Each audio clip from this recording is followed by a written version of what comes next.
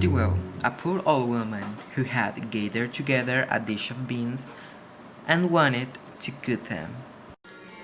So she made a fire on her hearth, and that it might burn the quicker, she lighted it with a handful of straw. When she was on time, the beans into a pan wandered about without her observing it, and lay on the ground beside a straw. And soon afterwards, a burning coal from the fire leapt down to the two.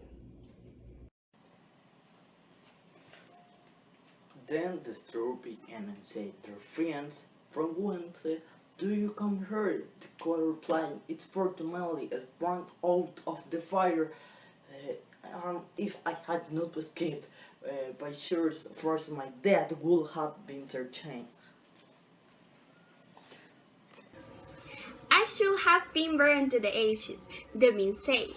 I too have escaped with a wool skin, but if the old woman has got me into the pan, I should have been made into broth without any mercy, like my comrades.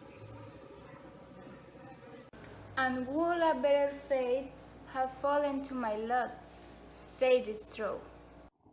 The old woman has destroyed all my brethren and fire and smoke. She seized 60 of them at once, and took their lives. I luckily slipped through her fingers. But what are we to do now? Said the coal. I think, answered the bean, that as we have fortunately escaped death, we should keep together as good companions. And lest a new mischance should overtake us here, we should go away together and repair to a foreign country. The proposition pleased the two others, and they set out on their way together.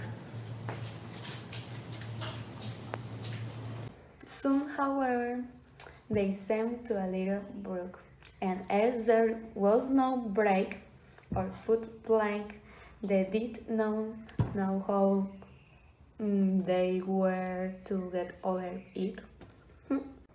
The straw hearing a good idea and say, "I will let myself stay across, and then you can walk over me as on a bridge."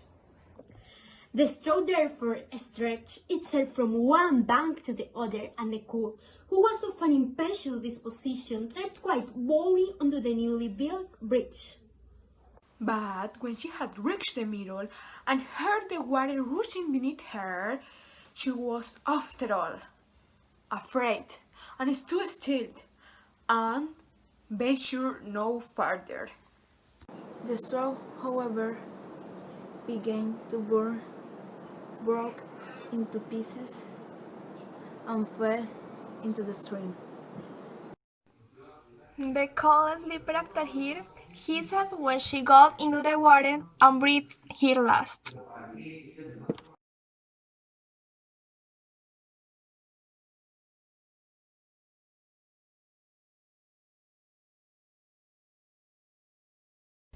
The bean, who had proven behind on the shore, could not but laugh at the event, was unable to stop,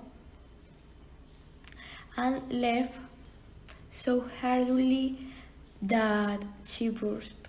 Would have been allowed with her, likewise if by good fortune a tailor who was traveling in search of work had no saddle to rest by the brook.